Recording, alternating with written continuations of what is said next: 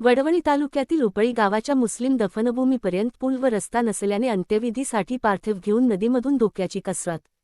तात्काळ प्रशासनाने दखल घ्यावी व हा ज्वलंत प्रश्न तात्काळ मार्गी लावावा, अन्यथा याचे वाईट परिणाम भोगावे लागतील। इंजिनियर सादिक इनामदार, बीड, दि. 30 ऑगस्ट 2025 प्रतिनिधी, वडवणी तालुक्यातील उपळी ता.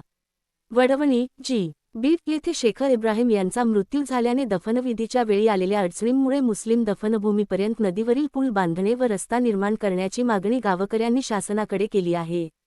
या घटनेचे व्हिडिओ व छायाचित्र प्रत्यक्ष पुरावा म्हणून सादर करत सरपंच, आमदार, खासदार, पालकमंत्री, उपमुख्यमंत्री, मुख्यमंत्री यांनी तातडीने लक्ष द्यावे, अन्यथा भ्रष्टाचार निर्मूलन समितीचे अध्यक्ष इंजिनियर सादिक इनामदार व गावकऱ्यांच्या वतीने तीव्र आंदोलन करण्यात येईल, असा इशाराही देण्यात आला आहे।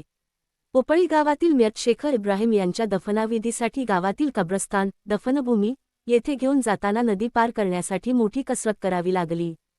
नदीला पूर आल्यानंतर त्या पाण्याच्या पुरामधून अंत्यविधीला पार्थिव घेऊन जाणाऱ्याच्या व्यक्तींचा सुद्धा जीवाचं बरं वाईट झालं तर या प्रशासनाला काही घेणं देणं नाही। या देशामध्ये लोकशाही आहे का ठोकशाही आहे, असा सवाल उपस्थित होत आहे। नदीवरील पूल नसल्याने पार्थिव नदीमधून वाहणाऱ्या जोराच्या पाण्यामुळे खूप त्रास सहन करावा लागला।